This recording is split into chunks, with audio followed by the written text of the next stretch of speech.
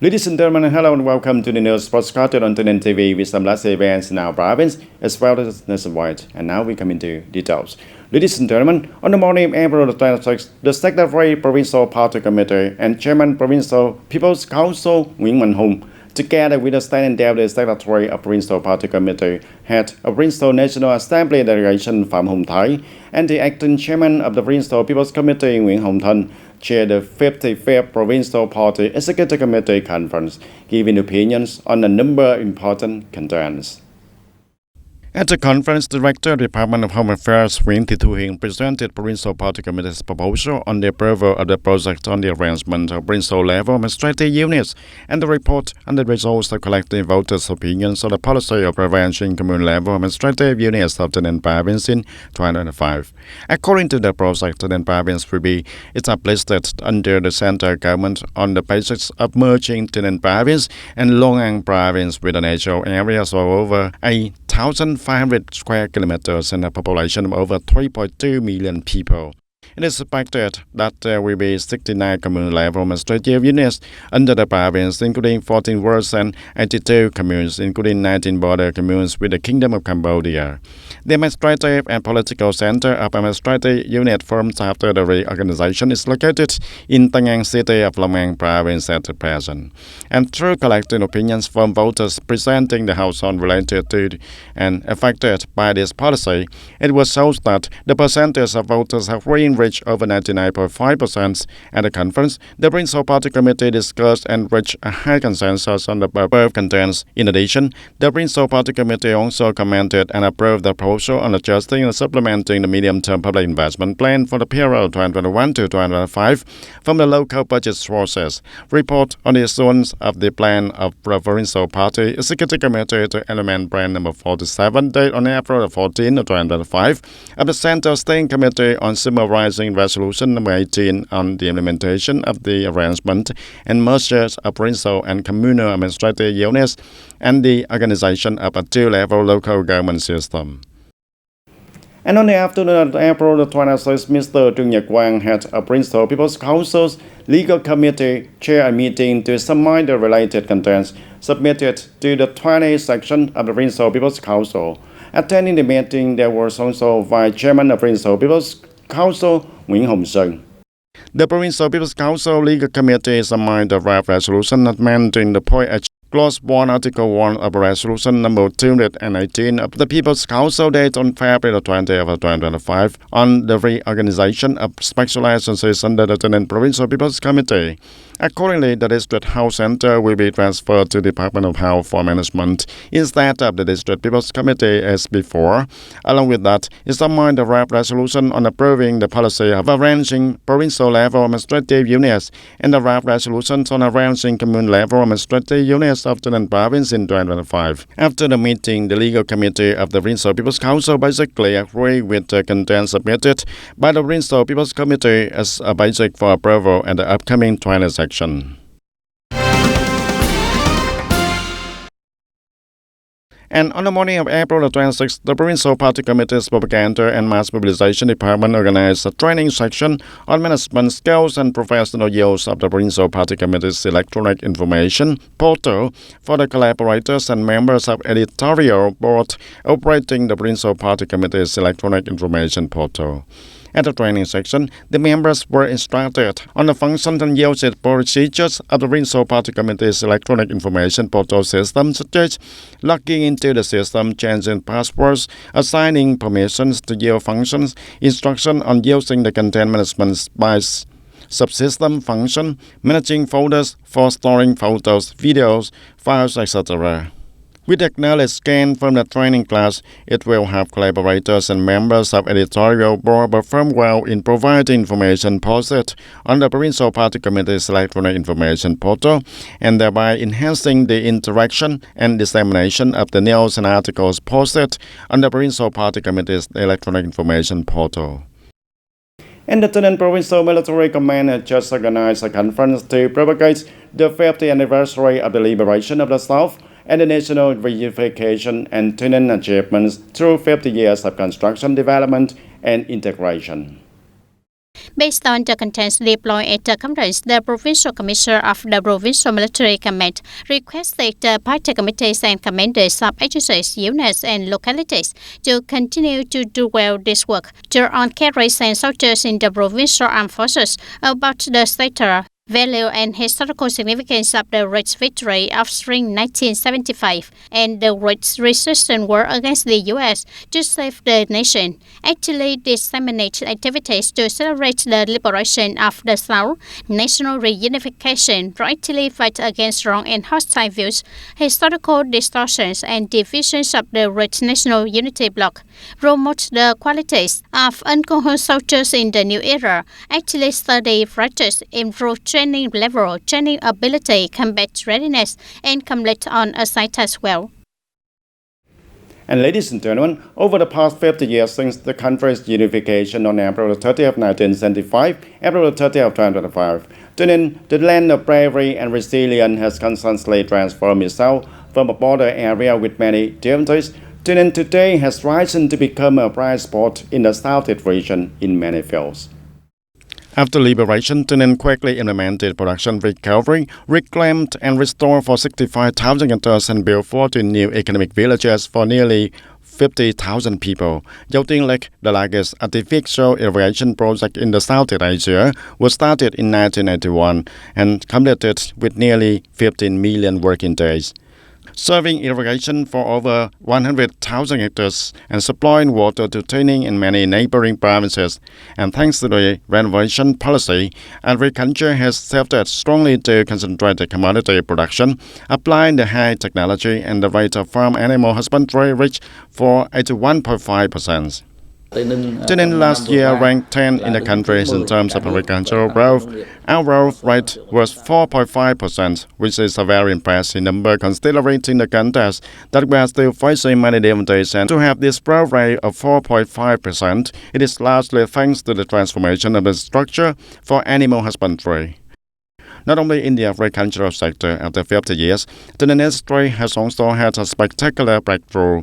If in the period of 1975 to 1985, industry only accounted for about 2% of the province's GDP structure, then up to now, in 2025, industry has risen to become the main driving force of growth.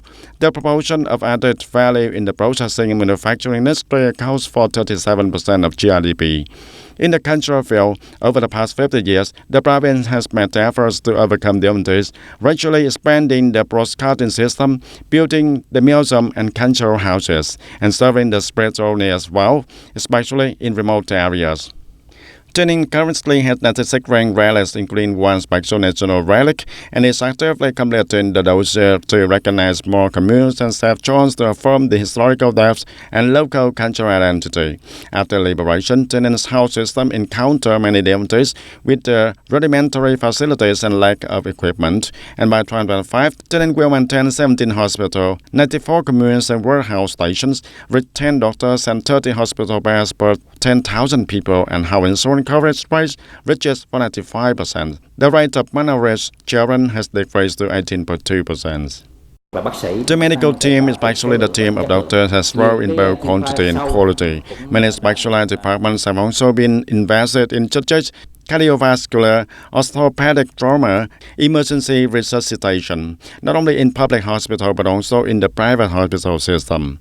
After liberation, the education sector faced numerous difficulties, and the school system was poor and teachers were seriously lacking. And up to now, the facilities have become more and more spacious and modern, and the quality of education has been constantly improved, meeting the requirements of innovation and integration also. Up to now, the rate of mobilizing 5 years old children to stay in the class has reached 99.8%, and the rate of primary school students and pupils attending classes is also very high. For secondary school level, the rate of mobilizing pupils to attend class has reached 99.6%, and the literacy rate of the people aged from 15 to 60 is 99.3%. This shows that the province's efforts in eliminating illiteracy and improving the people's knowledge and have brought about the clear results. Regarding the quality of general education, the high school graduation rate is about 98.87%, and this figure has fluctuated slightly over the years, but in general, it remains high. the modern agriculture breakthrough industry, synchronous development of health, education, and culture. That is the appearance of TayNinhTV today after 50 years of national reunification. And from a difficult land, TayNinhTV is steadily rising to develop sustainably, modernly, and integrate, continuing the proud journey into the heart of the Southeast region. And on the morning of April 26th, the Goyao District Labour Federation held a ceremony to launch the Workers' Month and the Month of Action of Occupational Safety and Hygiene in 2025. Attending the event, there was Ms. Phan Thị Hồng Đào, Vice President of Principal Labour Federation. The 2025 Worker Month in Goyao was organized with the theme Vietnamese Worker Pioneer Entering a New Era. And speaking at the launching ceremony, the leaders of the District Labour Federation requested that all levels of trade unions need to deploy and organize practical and meaningful activities in the Workers' Month and the Months of Action on Occupational Safety and Hygiene in 2025. Activities to care for the lives of the workers, prevent the occupational accidents, and ensure the health of workers. On this occasion, the Goyao District Labour Federation presented 80 gifts expressed for 500,000 Vietnam dong to the workers in difficult circumstances, those who had work-related accidents or occupational diseases.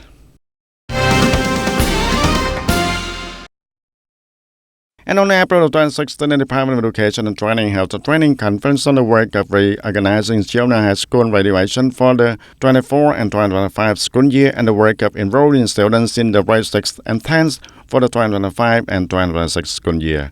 The conference was attended by more than 300 management staff from the Department of Education and Training, the junior high schools and high schools in the province.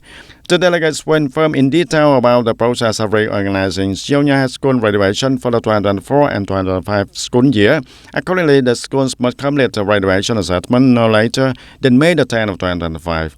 And for grade 6 admission, junior high schools will enroll 100% of students who have completed the primary school program to the form of admission. The entire selection and announcement process must be completed before August 1st of 2025.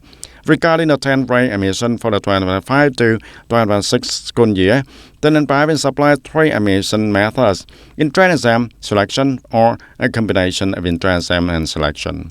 In addition, the Department of Education and Training also deploys content related to exam organization and thoroughly wraps new points in the exam regulation, ensuring that the entrance exam takes place safely, seriously, and objectively. The April 30th made the first holiday at approaching, and it is also the time when the people's travel needs increase dramatically. At Noi Bai International Airport, the largest aviation gateway in the north, all preparations have been implemented early to ensure the best service for passengers during the peak days. Accordingly, the management unit, together with intersectoral forces, police, and airport security, have proactively developed plans and prepared on scenarios to ensure absolute safety during the holiday. The number of flights at Noi Bai has increased significantly, especially on the Ho Chi Minh City route. The peak day can reach 108,000 passengers. Regarding security risks, we have already prepared scenarios and rehearsed them. According to the direction of the Civil Aviation Authority, we have deployed level 1 security, so the rehabilitation of security risk is very low. One of the concerns of passengers during peak times is the lengthy checking process and congestion at the security screening area. Therefore, the Aviation Security Force has made many specific recommendations to help passengers save time during the checking process. For checked baggage, batteries should not be included, and for carry-on baggage, follow the recommendations of airlines and the instructions of the security unit at the screening area. Notably, during this holiday, the aviation tracking system using the VNEID application on smartphones is expected to be put into operation. With this technological solution, the identity verification and checking process is expected to become faster. In addition, the deployment of additional coordination forces outside the airport will also help reduce congestion on the routes leading to and from the port. And from May the 8th to the 13th, thousands of delegates from more than 80 countries and territories around the world will travel to Ba Đen Mountain in TayNinhTV province, participating in a series of large-scale spiritual events on the highest mountain in the south within the framework of the United Nations Vizag Festival 2025. This is an important international Buddhist event to honor the spiritual values of Buddhism and at the same time, opportunity for TayNinhTV province to promote its image and tourism potential to international fans. The highlight of the event is that, for the first time, the national treasure of India will be brought to Badem Mountain for Buddhists and tourists to worship. Trương Xua, a Duru organization acting chairman of the Provincial Business Committee Nguyễn Hồng Thành, has directed relevant departments and branches to coordinate with the provincial police to implement a plan to welcome the delegation and ensure absolute security and safety. The acting chairman of the Provincial Business Committee also directed International Joint Stock Company to closely coordinate with relevant agencies, ready to best serve the delegation during the activities at the Badem Mountain National Tourist Area. Ladies and gentlemen, the April the 30th and May the 1st holiday this year will last for 5 days, and it is forecasted that the people's travelness will increase. In this situation, the functional departments of the province have implemented many solutions to ensure the travelness of the people and tourists. And according to the better serve the people's travelness during this holiday, the passenger transport businesses have proactively arranged the spare vehicles and additional vehicles to serve the holiday needs of the people. And the Department of Construction has also requested the bus stations to fully post information on the bus schedule, the route service quality, the ticket prices, hotline phone numbers, and promote the online ticket sales and booking publicly, transparently, and in accordance with the regulation on the transport fares and fares, prices, and service fees at the bus stations. In case of detecting that the transport unit sells tickets to passengers at the prices other than the declared and list prices, it must coordinate with the authorities to handle the case in accordance with the regulations. Implementing the National Target Program on building new rural areas, the rural appearance in Đà Bắc Highland district of Hòa province has many positive changes. However, in remote communes, remote areas, and ethnic minority areas, there are still many differences in implementing criteria on the income, the poor household, environment, facilities, and the culture. Dong Trung is one of the 13 communes in Đà Bắc district that are particularly difficult. Traffic infrastructure and welfare works serving daily life and production have not been invested synchronously, and the poverty rate is still high, accounting for 28.3%. With a low starting point, mobilizing the people's strength to build new rural areas in the commune faces many difficulties, and currently the commune has only met for 11 over 19 criteria. The commune is in difficulty, so the resources for implementation are also very difficult too, and currently we have not been able to implement 8 criteria. One of these 8 criteria is difficult and needs support from the state. Poverty reduction and income targets are a difficult problem for this locality. The reason is that the terrain is mainly mountainous, steep, and the population is scattered, so infrastructure investment requires a large amount of funding. The resolution of our party conference also set a goal to reaching the new rural area by 2025, but it is also difficult, especially in terms of investment resources for the locality. Most of the Bắc communes are in the urban hydropower plant resettlement area. Natural conditions are difficult, lacking production land, and therefore, when building a new rural area, investing in infrastructure and stabilizing the people's lives requires a lot of money and time. Despite efforts, the poverty rate in the whole district is still over 18%, and up to now, the district has only 4 over 16 communes reaching the new rural area. Currently, only 4 communes have reached the new rural area and the annual task from now until 2030, which try to escape poverty, so we must also calculate that at least 4 to 5 more communes will reach the new rural area, and that is the criterion. The Bắc district is making efforts to synchronously deploy solutions to mobilize all resources to the maximum, integrate programs and projects to continue to complete and standardize the rural infrastructure works and meeting the production and living needs of the people. And that's all for today, TTV News. Thank you for being with us, and goodbye for now.